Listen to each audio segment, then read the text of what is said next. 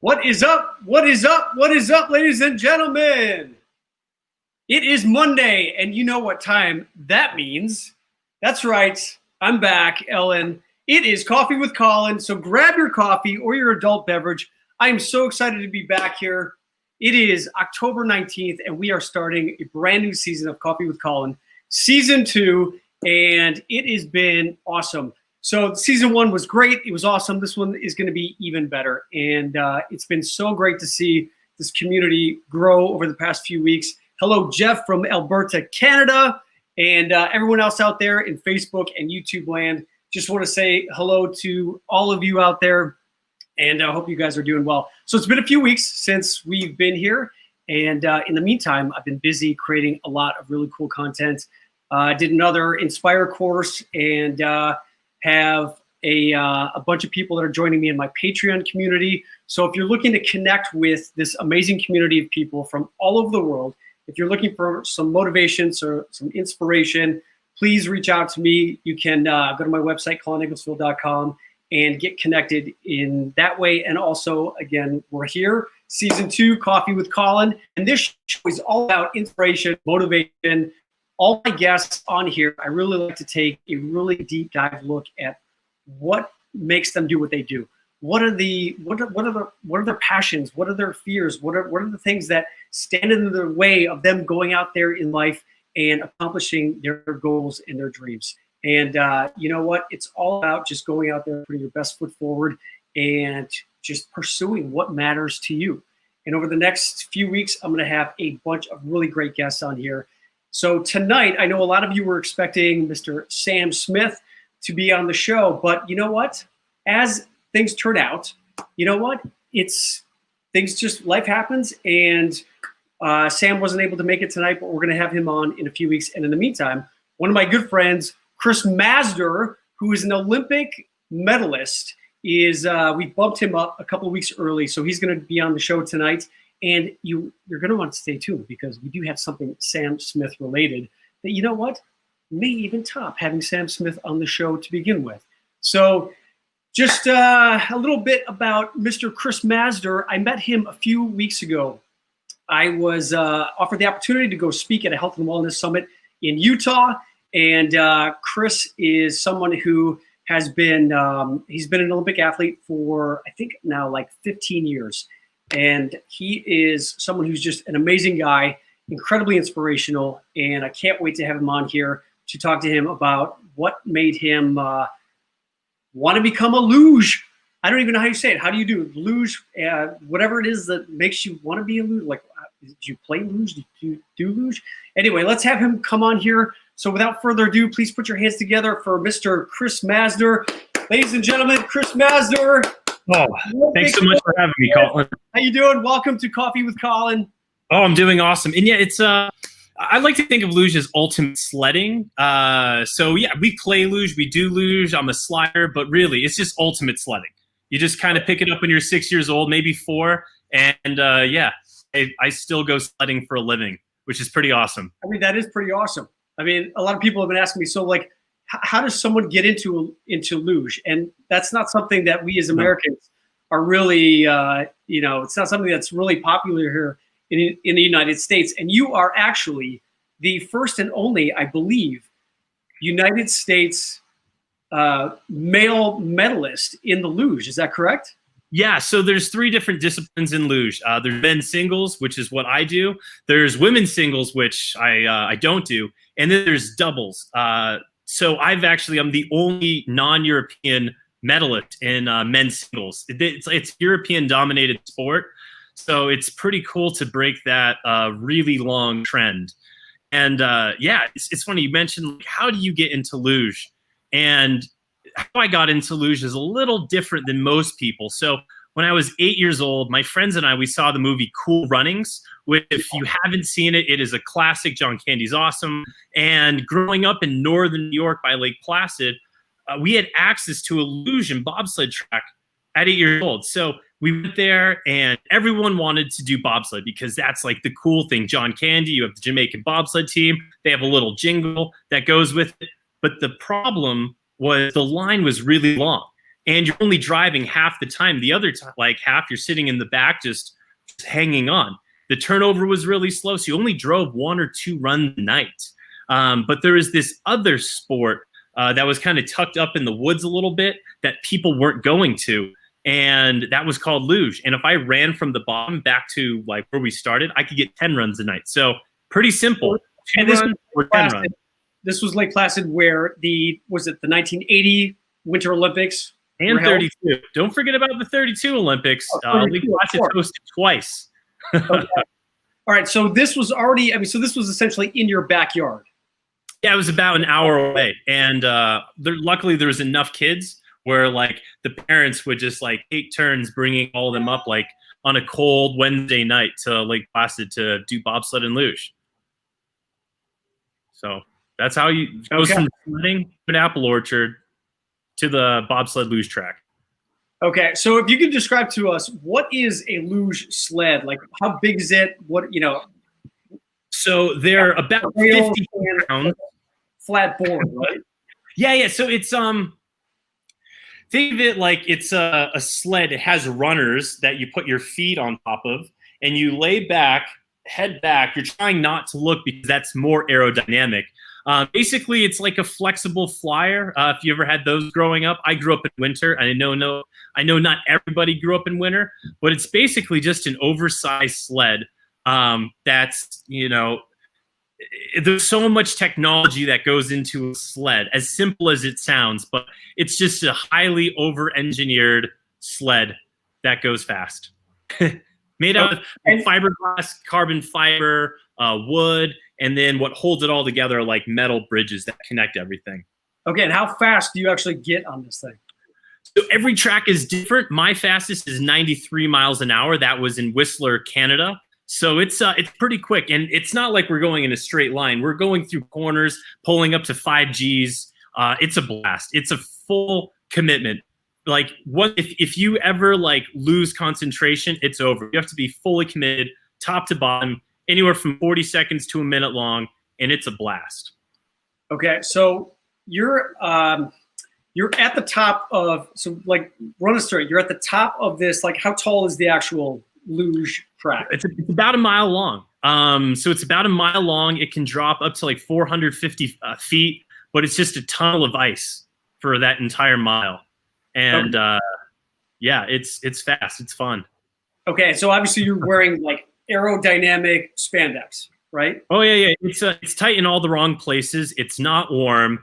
It's definitely form fitting. Yeah, because it's all about aerodynamics. So it's not the most comfortable thing, but it's all about going fast. That's all we care about. So whatever we have to do to go fast. So is it like regular spandex, or is it like compression spandex? Is it padded? There's a bunch of different materials that we use, but it's basically like spandex. Think of like you see like a wetsuit, like they're pretty tight to get into, but it's thinner than a wetsuit, so it's not that warm. So it's it's hard to explain, but I would say a wetsuit's the closest thing you're going to get into it. Okay, so most speed limits here in the United States, I would say the max is what, like 70 miles an hour. So you're going above the legal speed limit on this narrow track that is coated in ice, right? And you're competing against how many other guys from all over the world? So a World Cup is 32 guys, and the Olympics it's 40 guys. So I would say every race weekend you have to qualify into the World Cup. So you can see anywhere from 50 to 70 guys trying to qualify for those World Cups on the weekends. So we'll have like 120, 140 athletes all like showing up to the track every week, wherever we go in the world, trying to race in those World Cups. Okay, and you are a 3-time Olympic athlete, correct? 3-time, 2010 in Vancouver, 14 was Sochi, and Pyeongchang 2018. Okay, so how old were you when you went to your first Olympics? 21. 21. So, yep. Missed the 2006 Olympics by 0.131 of a second over 3 runs. So almost a 4-time Olympian. But yeah, we don't send the alternates. So I did not go. But I was 17 at the time, and that would have been a pretty big upset. Okay. And so you're actually training right now to be in your 4th Olympics. Yep. So that's going to be, we're closing in. I think it's like 16 months away. So it's getting close. But it's 2 seasons. So we're supposed to start this World Cup season next month over in Europe. And we have this season and next season before the Olympics. Okay. And so there's a bunch of Americans who are now competing to be on the Olympic team, and only 3 of you make it, right? Yeah. Okay. So how many guys are you usually competing against for those 3 slots? So this spring we'll have race offs. And I don't know how many guys it's going to be. The thing with luge is that it's an experience-based sport. So it's, you can see someone getting better and you're like, oh, in 2 or 3 years, they're going to be really good, because it's all about finesse. Like, we control the sled with our entire body. So it takes decades to make it to the top of these tracks. Where like skeleton and bobsled, you can get into a skeleton sled or a bobsled, and within 1 or 2 weeks, you can be going off the top of tracks. Where in luge, it'll take 5 to 6 years to like competently get down the track. So when you get older, it's like you make it to the World Cup. Like at 21 years old, that's when you can't race juniors anymore. And so what happens is junior athletes will come in and they'll like try to make it in the World Cup when they're 21, 22, 23. And, there's not a lot of money in the sport. So if you're not making it to the World Cup real quick, it's kind of hard to stay in the sport. So I've been in the sport for a long time now. So I'm really fortunate where it's like I broke through that barrier, made it onto the World Cup. But you'll see probably 8 to 12 guys that are good, that are like, okay, they all have a shot to make the Olympic team. Because it is an experience-based sport, and the young guys, they just need some more time. Okay, and you bring up an interesting point too, because like most other countries, it seems like a lot of other countries are subsidized by their government. The athletes are, to be able to train. They've got places where they actually can live, and food is provided for them. And with most Olympic athletes, you're pretty much on your own. Isn't that right? Yeah. So it's okay. Let's just say it this way: like the Olympic Committee, the United States Olympic and Paralympic Committee, they do provide resources to athletes. So there are training centers. You have to qualify to get into those training centers. So it's like getting to a certain level is the hardest part. Once you get funded, you have to win a World Cup medal. So yes, I am to the point in my career where like I do get incentivized. Like I do get a stipend. I can use the Olympic Training Center for food and housing. I live out in Salt Lake City, so that doesn't work. But growing up, like I would work full time. When I was 24, 25, I have the pay stubs that showed like when the season ended in April until it started back up in October, I averaged overtime with going to camps, with doing all of my training, also going to school online. So it's not until you get to the higher levels in sport that you get taken care of. So it's like surviving and pushing yourself to that point where you are like, a medal contender is what's really hard. And a lot of people forget that. Like some young athletes are like, oh, like here's Chris, like he gets like a stipend. And I'm like, yes, because at 24, 25, like I was not getting that. So I was working full time, like as a bartender and I worked weddings and events. Just because they're on the weekends, like it didn't interfere with training. Yeah, I stayed up really late some nights, just like working till 3 in the morning, but it allowed me the financial security to go like and be a better athlete. So it's the U.S. Olympic and Paralympic Committee does do a pretty good job providing those resources, but you have to qualify for those resources. And that's the really difficult time that people struggle. Is getting to that point. So I was lucky. I broke through. I survived. It was terrible, but now I'm like, I feel pretty comfortable and ready to give 100% at Beijing. Yeah, that's awesome, because for you to be able to endure all of that, the uncertainty of, you didn't know if you were actually going to be making the team. And so you had this dream and this goal of seeing where you wanted to go, right? And so a lot of the times it's not necessarily how inspiring that goal is, but what you're willing to endure and go through in order to make whatever it is that you want to make happen. So how did you have that kind of a belief in yourself to say that, you know what, I'm doing this no matter what? I got to have this. I want to do this. What was it just your natural competitiveness, or were you inspired by just the idea of becoming an Olympic athlete? What was it? Yeah, I think first and foremost, in order to like fully commit yourself, you really have to love what you're doing. And the good news is I really love the sport of luge. I think it really helped build me as a human being. That fear of going down the track and harnessing your fear was really important. Also, like, I was diagnosed with ADHD at 4 years old, 5, 6, 7. I've got all the medical records when I was younger. And I find that luge is my medicine. Also, like, going down that full concentration, the ability to like not have external thoughts and just be doing one thing because it is so intense. So I love luge. I feel like luge is my medicine. I think it really helped build me into the worldly person that I am, because I've been traveling to Europe since 13 years old to compete. And that's really kind of what drives me, is just this absolute love. And like, for instance, yeah, like, we all have to make sacrifices and you set goals. And my goal, yeah, it was to make the Olympics, but I really do believe and did believe that I could be one of the best luge athletes in the world. And as I said, like, I was working full time till 24, 25, like as like working wedding events, bartending. And then on season, I got a medal, like in a World Cup. And then I could retire from working part-time and focus solely on luge. And I got to the point where I was ranked 3rd overall in the world 3 years ago. And then all of a sudden, for some reason, something changed and I wasn't getting the results that I wanted. So 2 years before the Olympics, I'm thinking like, wow, like 3rd over in the world, I'm medaling, like this is just going to go upwards and onwards.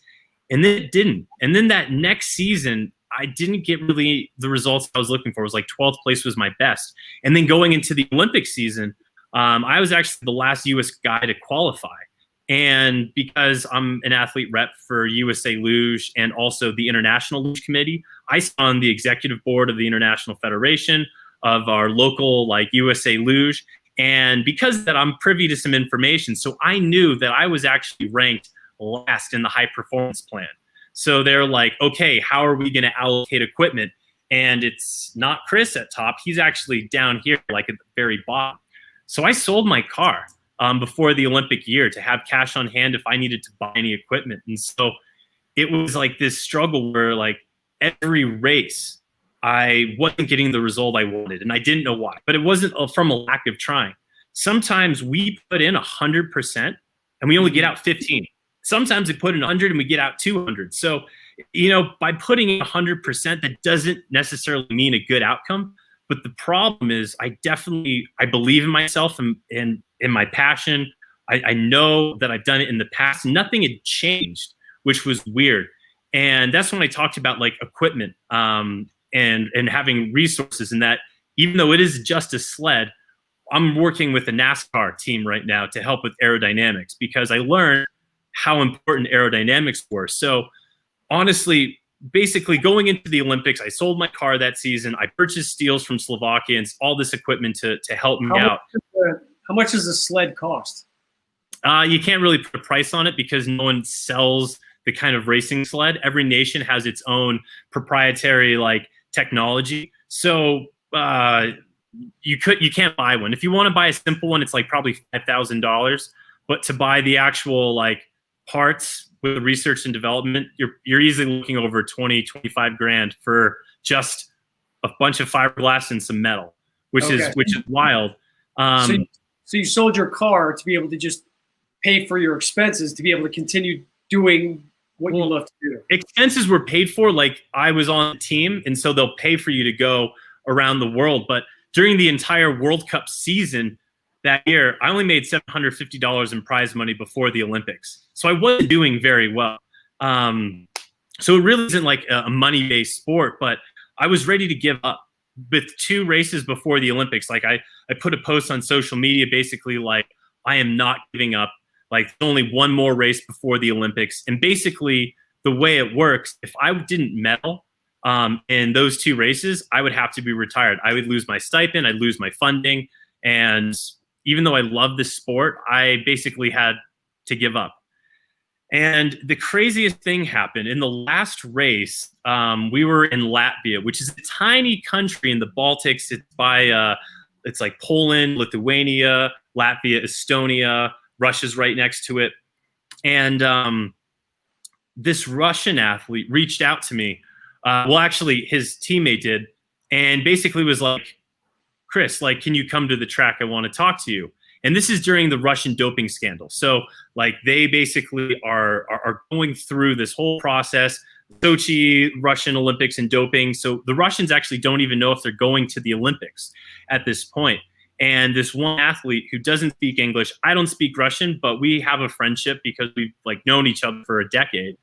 And through his teammate who translated, he basically said that he wanted me to use his sled because if he couldn't go to the Olympics and win a medal, he wanted me to be able to like win a medal on his sled because he knew that like I was struggling, and that's something that doesn't happen ever. So I used his sled for training, which is like everyone was like, how the hell did you get a Russian sled? And it was like all the Russian coaches were fine with it, all the Russian athletes were fine with it. And even though it was too small for me, the mechanics didn't work, I realized a couple things about my own sled.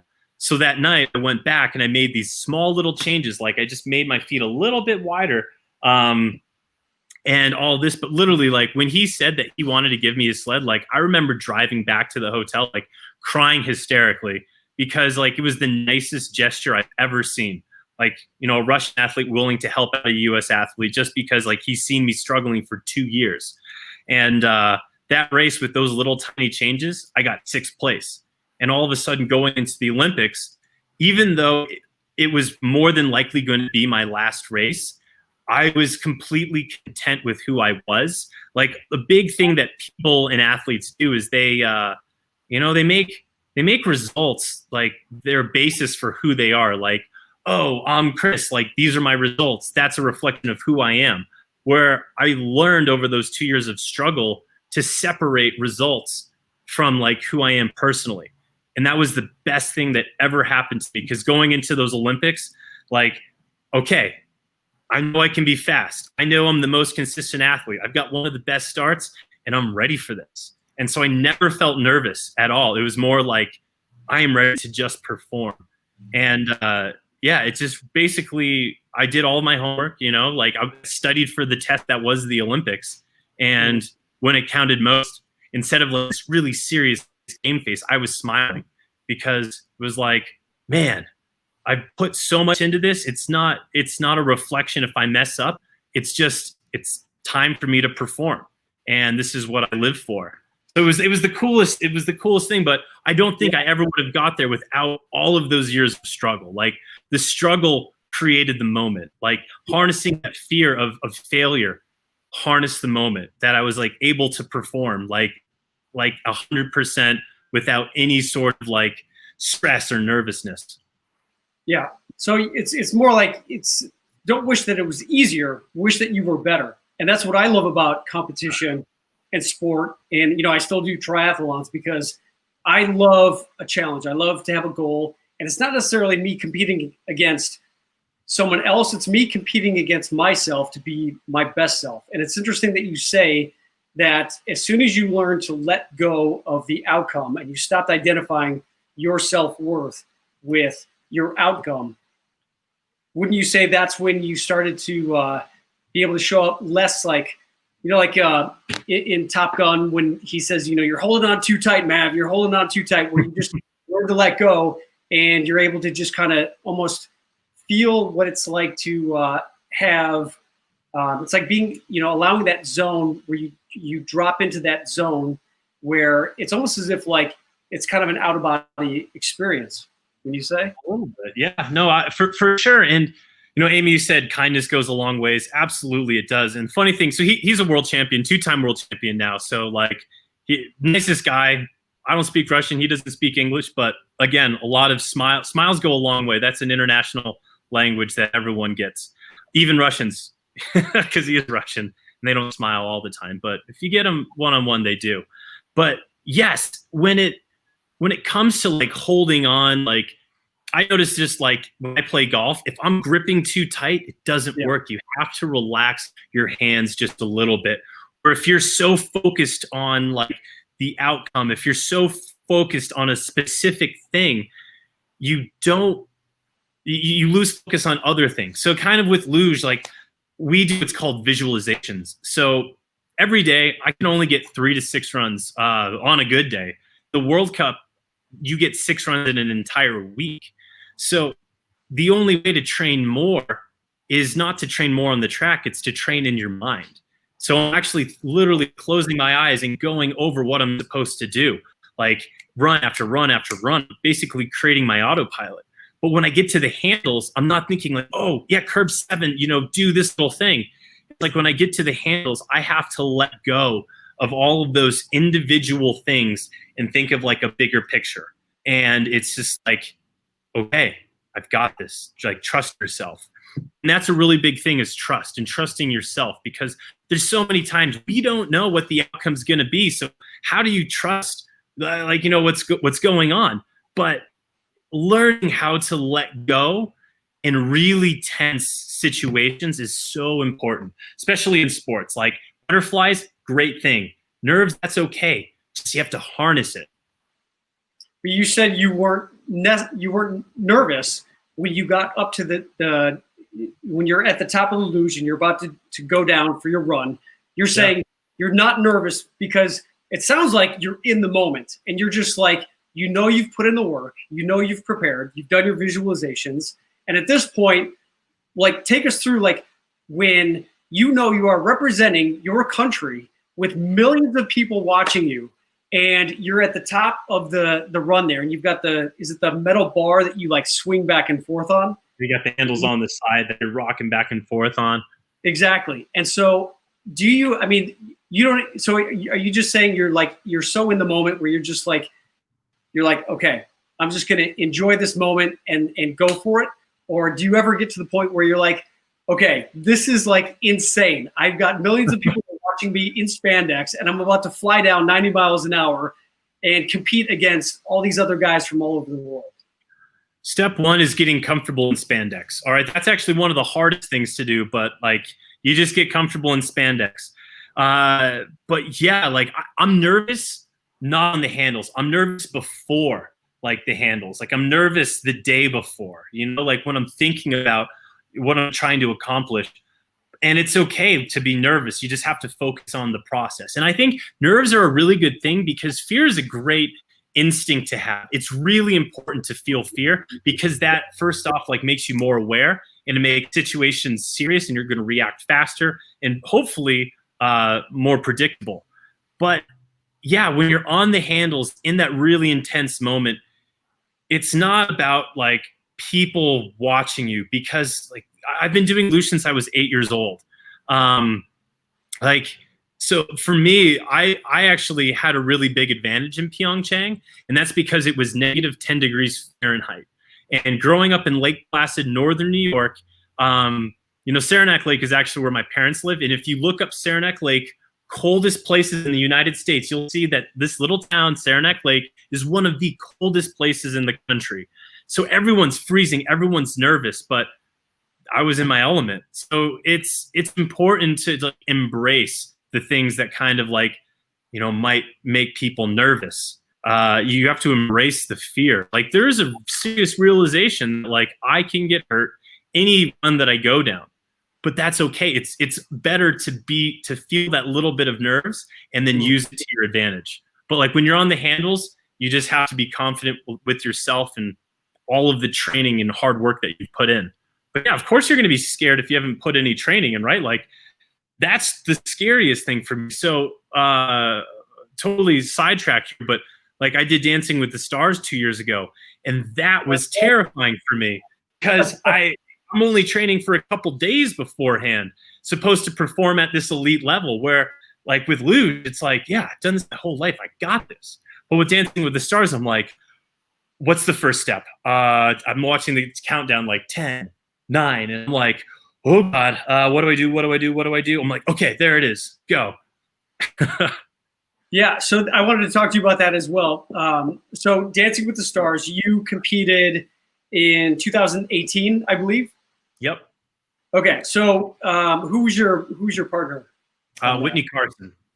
Okay, and you guys made it. What, you were fourth place, I think, right? Yeah, it was a shortened season. It was an athlete only season, which was a lot of fun. But yeah, it was only 4 episodes, and we just missed the finals. But again, in the finals were 2 figure skaters who that's their entire life. So like everyone forgets that. Like this is their job. They've trained their entire life to be artistic. Like Whitney called me Brick at first because I had bricks for feet. Because I'm just used to, I can point my toes, which is great because of the sport of luge. But besides that, I didn't really have a lot going on. So that was a ton of work, but a lot of fun. I love learning new things. How long did you guys train every day for Dancing with the Stars when you were on it? So they wouldn't let us train all day. Like we could only, I think it was 3 or 4 hours we could get in the studio. So that's what was really nice. That was one thing I brought from luge to Dancing with the Stars is the visualizations, the ability to like go over my dance moves at night, just think and be like, okay, we're going to do these steps. And then the next day I'd come back and it was like, boom. It was like we got a couple extra hours of training. Yeah. So that's my secret desire. So, Dancing with the Stars. We'll see if it ever happens. But the figure skaters that go on the show, they are excellent. And it's like, yeah, I've got some moves, and you're like, then their fingers are just perfect. Like, everything is like just flowing from their body, and it's like, wow, that's just another level that I don't have. More difficult, competing on Dancing with the Stars or competing for an Olympic medal at the Olympics?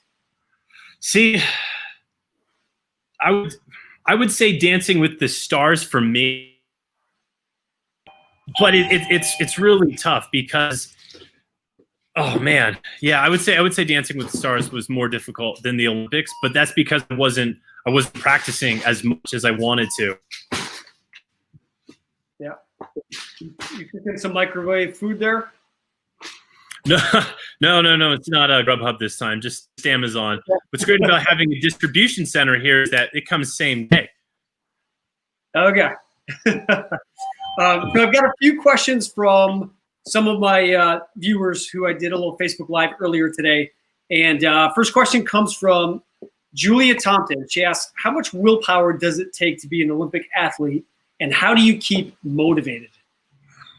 See, that honestly, motivation is the hardest thing because it's not every day. It takes years of dedication.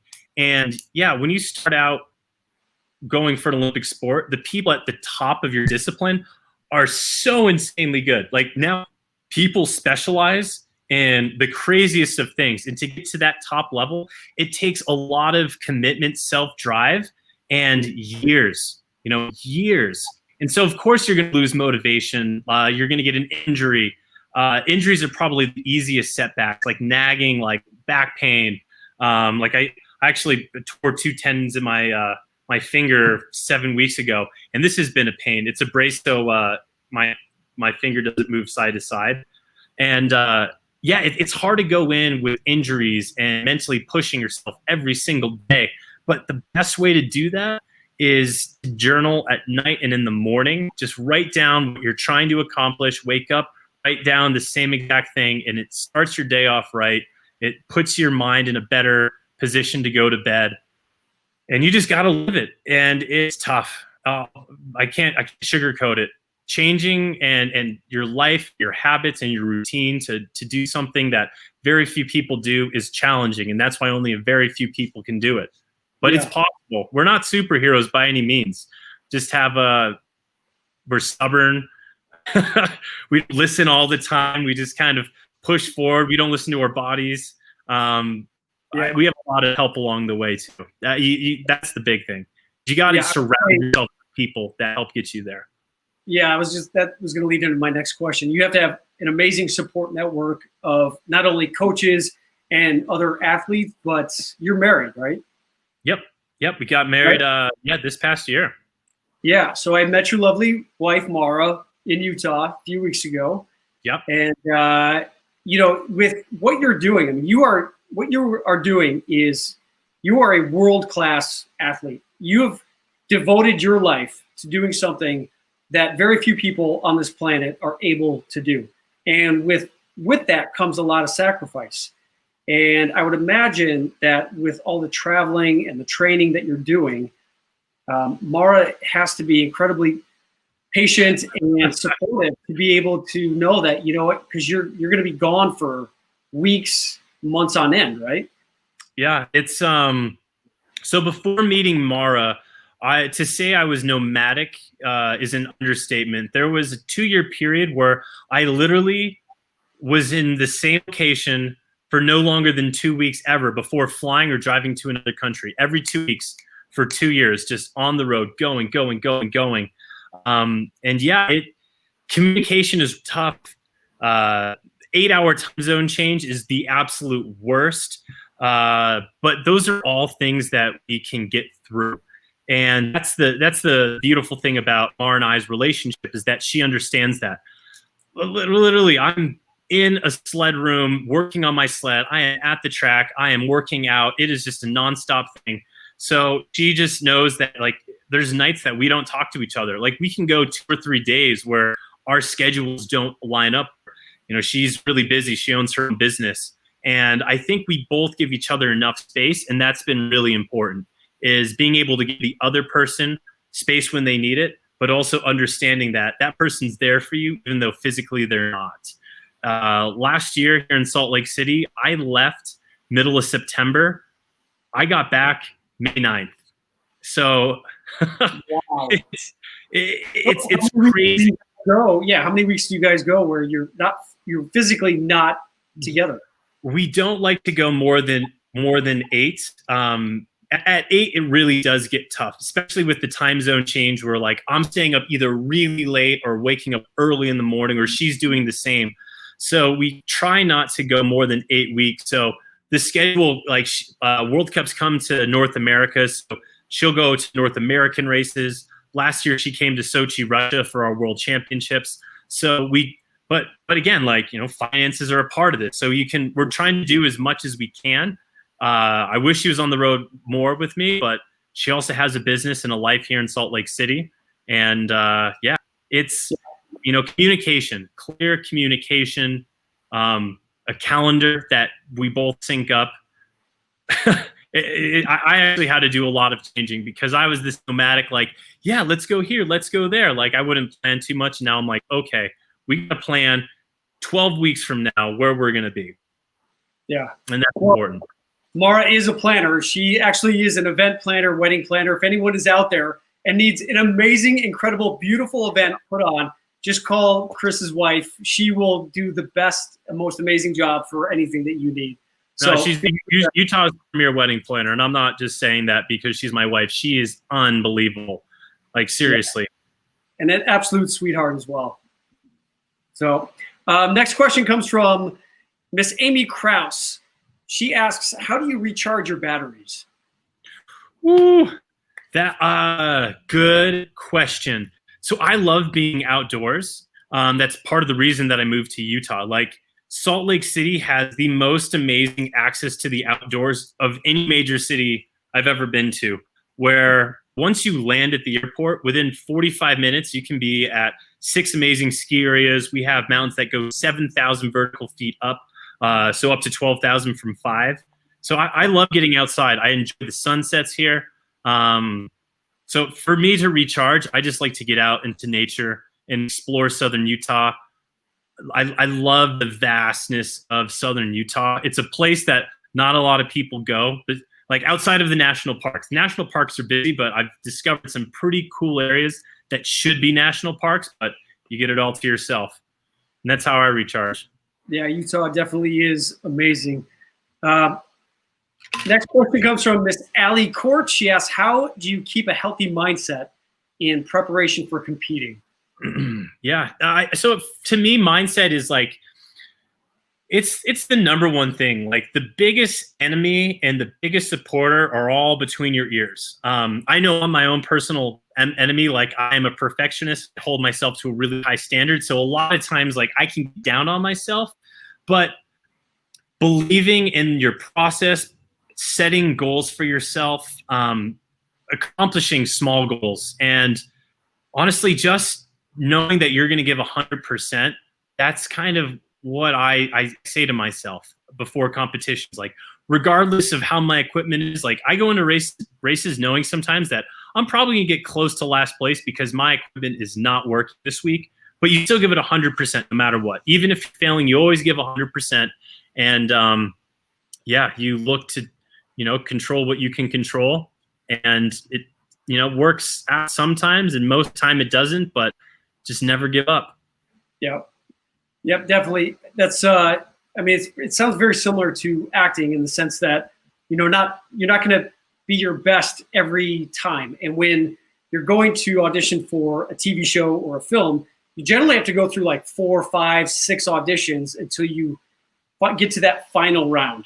And you have to be, and I usually use this term, you have to be Olympic ready when you go into each and every one of those auditions, because if you're not, there's 4, 5, 6, 7 other guys that are going to be. So it's incredibly frustrating because you could be amazing in the first 3, 4, 5 auditions, and then I've gotten into that 5th audition, and for whatever reason, woke up however the stars aligned, and it was just like I've done this 4 or 5 times before. Like, why did it not work out this time? And it's hard not to beat yourself up when you know that you're capable of doing something and that you just didn't deliver on that day. And that is something that I give you and so many other athletes out there, a ton of credit, because, it's all about, you work so hard for this one little moment. And then just even to see, like, whether it's like my nieces are gymnasts, and you see, like, when you watch the Summer Olympics and you see these amazing gymnasts, and they've spent hours and hours and hours in the gym and have worked their little hearts off, and they wobble or fall off the balance beam. And you just, it's like, oh, and it's just crushing, because that, it's hard not to say, okay, well, I didn't get the gold medal, so, what am I? And was it all pointless?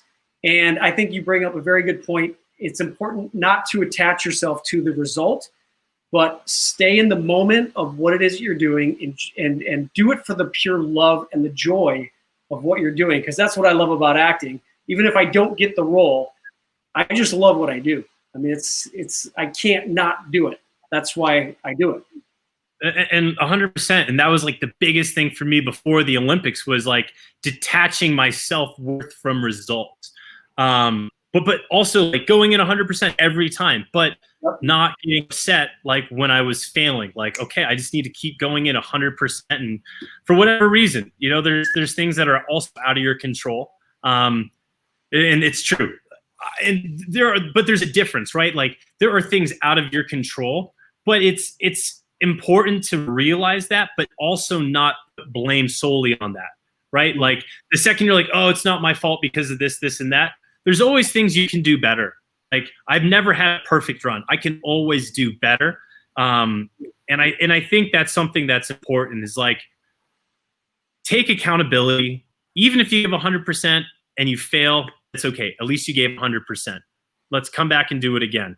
But if you fail and you're like, oh, was it my fault? That's a really slippery road.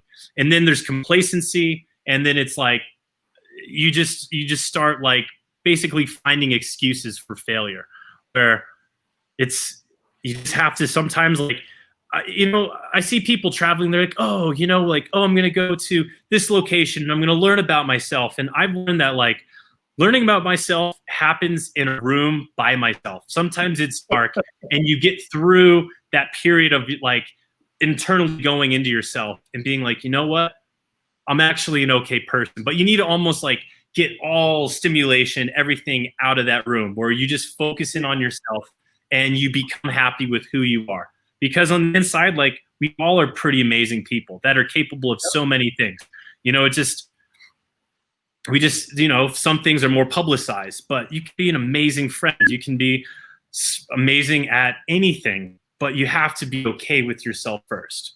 Yeah, and that's hard, especially when we look at in the media and we see so many people getting recognized for having so many YouTube subscribers or Instagram followers, and and all that stuff. And you bring up a really good point. It's important to just find out what it is that you love to do. And not only do I find out more about myself when I am in those quiet moments, because it is important to take that time, that recovery to just, I need to remove myself to just kind of reflect and to tap into that creative artist side of my brain.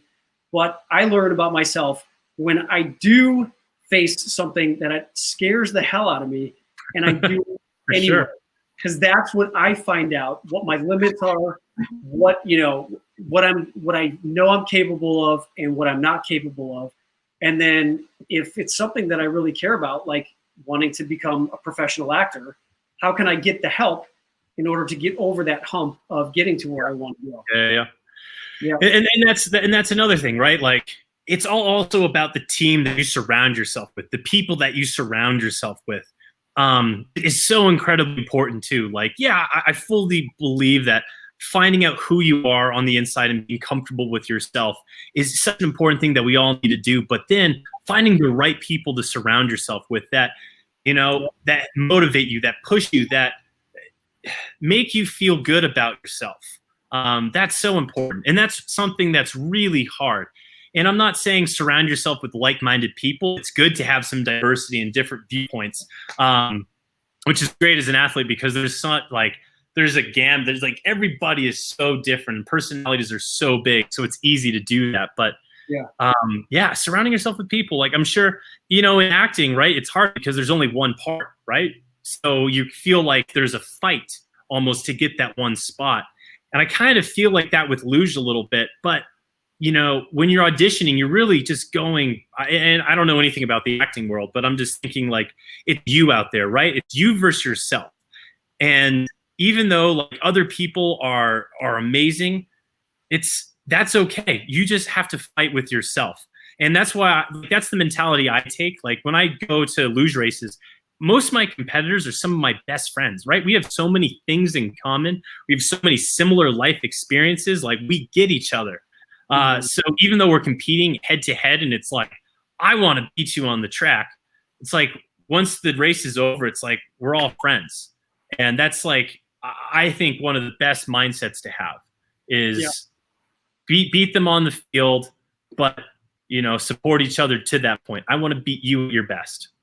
Yeah. I think with acting, I would say a little bit different than competing in a sport, because with acting, people may say, like, you are competing against these 8 other actors for this role. I don't look at it as competition. I look at it as, who is the best fit for this role? It's similar to like going on The Bachelor, where you've got the one woman and she's got like the choice of like 10 guys. And it's like, okay, you may think that they're like competing against each other, but it's not necessarily competition. It's what's the right fit? Who has the best chemistry?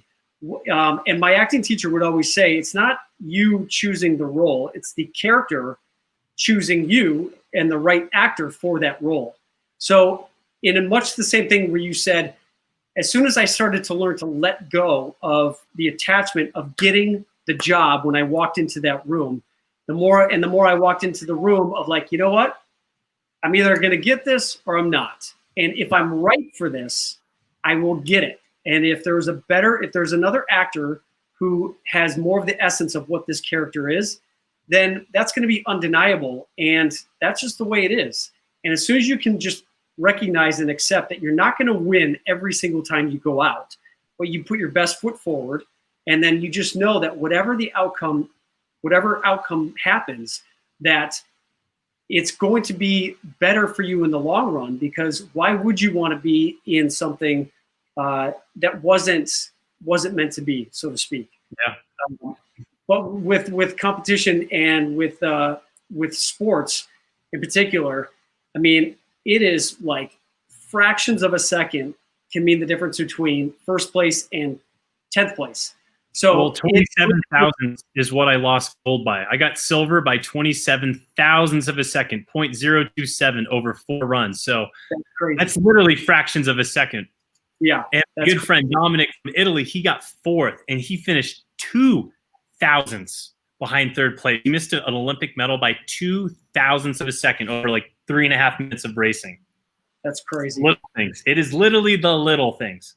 Yeah, it definitely is. So I have one last question for you from Zulima Avis. And her question is, what is your greatest fear?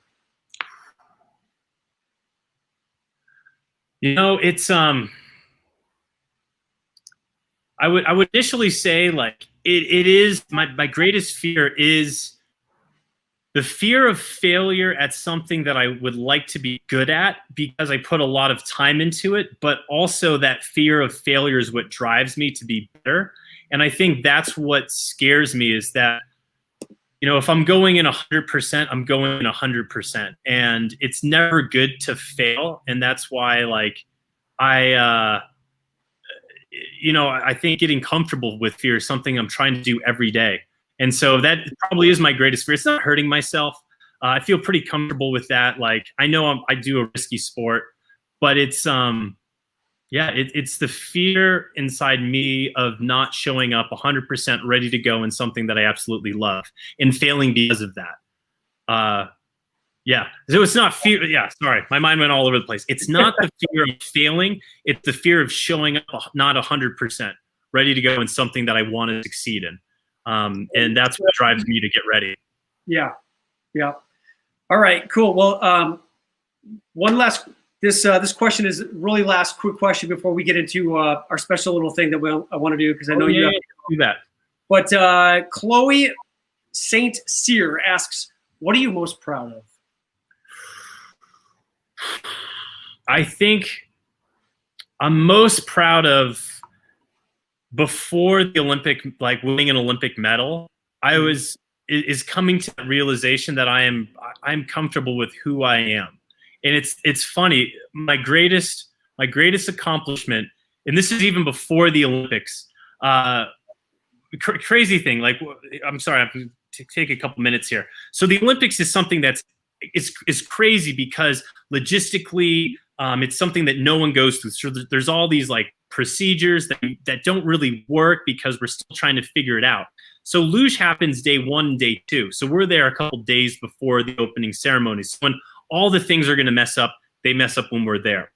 At the Olympic ceremonies, like transportation was a nightmare in Korea. Like, first off, the letters, the Korean alphabet and the English alphabet you can't really translate that. But at the end of the opening ceremonies, I'm back in the Olympic Village. You know, it's about 11:30 at night. And my mom is like, hey, we got Mara onto the right bus going to her hotel. We're walking back. My friends are coming in from Japan where they were skiing, and we left a key for them at this hotel. So everything's great. And all of a sudden I get a text from Mara, and she's like, I don't want to alarm you, but I was dropped off in a parking lot in the middle of nowhere. And I'm like, what? So we talk, and sure enough, at midnight, the buses for no reason decided to deviate from their standard routes. Sure enough, she got dropped off in a parking lot like 10 miles away from where she was supposed to go. And she somehow was able to hitchhike back to the opening ceremonies. And at that time, I went to my manager and I was like, Keith, I need a car keys right now. And he's like, why? And I'm like, because my life is falling apart. It's like next day is the Olympic races, and I am not going to sleep until I know, like, my friends lost the key. So that was another issue. And so at like 1 a.m, I'm driving through like Pyeongchang, dropping off my like fiance, now wife, like getting my friends all situated. And despite the craziness and the chaos of it, and knowing that like my Olympics were about to begin the next day, I was totally comfortable with the situation. Like, I wasn't thrown off at all. Like, I understood that, like, you know, it was so important for me to figure this out because I was the only person that could get access to a car. And driving by myself at like 1:30 in the morning, the night before the Olympic race, it was like the most peaceful thing ever. I was completely comfortable with who I was, where I was. I didn't care about the results. I knew I could do really well. I had to perform. And it was one of the coolest experiences, like just really understanding who I was. And that was probably my greatest success. And that happened before the Olympic medal. And I really believe that's why I got an Olympic medal, was that confidence and understanding of who I was. And also driving at 1:30 in the morning, like before an Olympic race. Not a lot of people know that. Like the U.S. Olympic Committee, they're probably like, "What?" Yeah. Well, Since I'm I sure kind of borrowed a car. I'm sure Mark gave the biggest hug when she saw you. Yeah, and then the rest is history. But yeah, that's awesome. Well, do you have a few minutes to do this little friendly competition that we have planned here? Let's do it. All right. So, obviously Sam Smith was supposed to be here tonight. He couldn't make it, and you were gracious enough to jump on here. And since we're both competitive, I figured, you know what? Why not do a little Sam Smith lip sync, and we can have people judge and let us know who you think did it better. All right? Ooh, yeah. You guys ready for a little friendly competition here? I don't have a nice British accent. I just want to state that for the record, so don't deduct points because of that. Well, thank God we don't have to actually sing the damn song because Sam has an amazing voice, and it's very high. A little higher than my voice range. All right. You ready? Let's do it. Okay. I'm getting into character.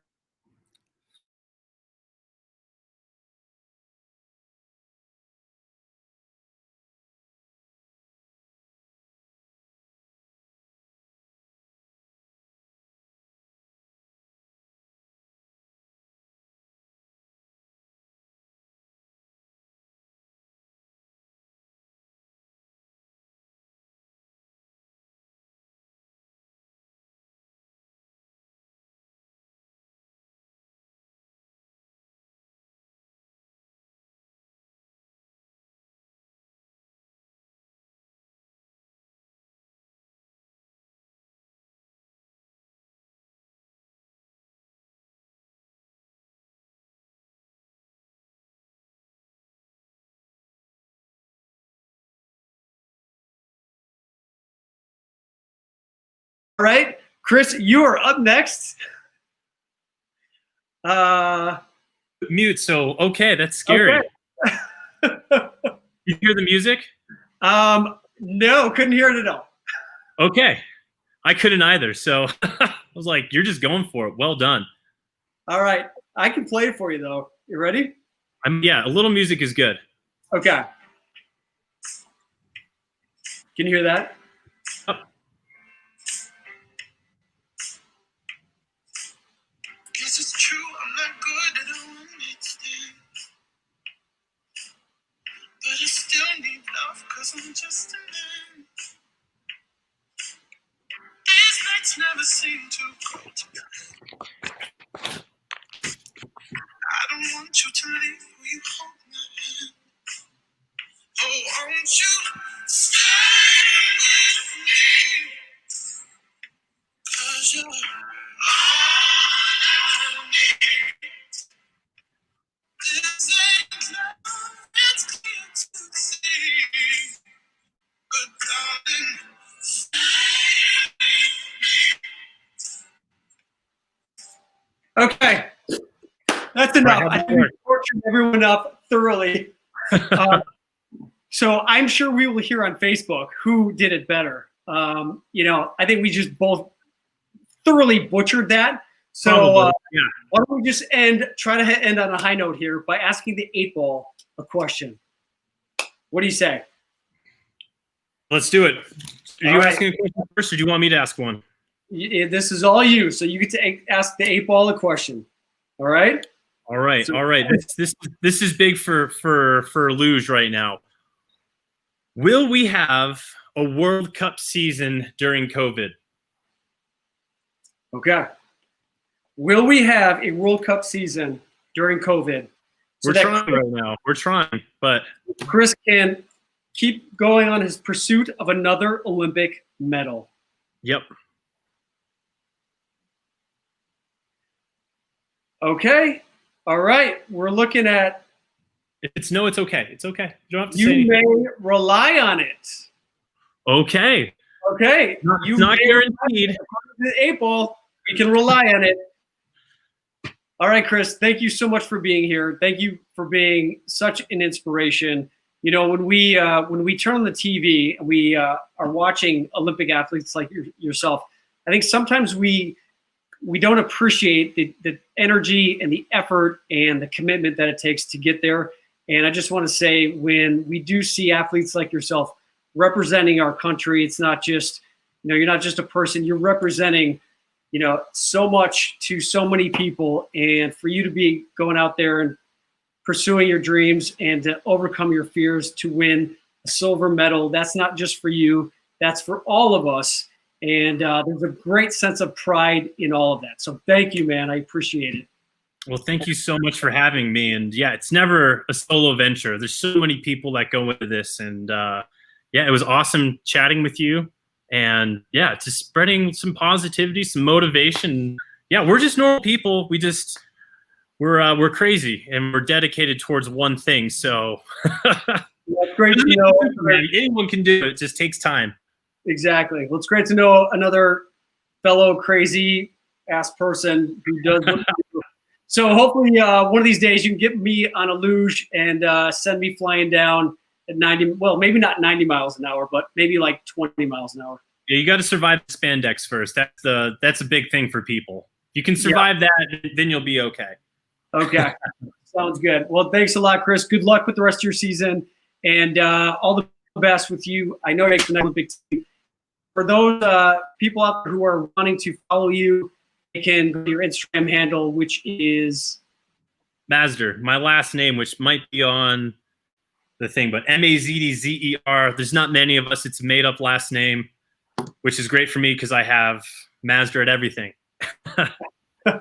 Awesome, dude. Thanks a lot for being here, and hopefully I'll be out in Utah and see you again soon. Absolutely. Please come out. And thank you so much for listening. Thanks for having me, Colin. Absolutely. Thanks, man. All right. Take it easy, everybody. Thank you. All right, everyone. Thank you so much for being here. Again, premiere episode of Coffee with Colin. This is, I'm doing this from my living room. So I don't claim to be a professional talk show host at all. And I'm just trying to impress upon you that you don't have to be perfect or have it all figured out to do what it is that you love to do. I just love to connect with people. I love to make a positive impact on others. And if I let my own fears and insecurities get in the way of spreading joy, spreading inspiration, then I'd be sitting on my couch right now watching Netflix, and I wouldn't be as fulfilled and as excited as being here with you all. And I hope you guys got some value out of tonight. And again, if you're looking to connect with more of this and be a part of the community that we've been putting together, feel free to reach out to me. You can shoot me an email at info@colinegglesfield.com. You can go to my website, colinegglesfield.com. And again, thank you for being here tonight. We will see you next Monday night, and excited to be launching this next season 2 and having you all a part of it. All right, have a great rest of your night. I'll see you next week.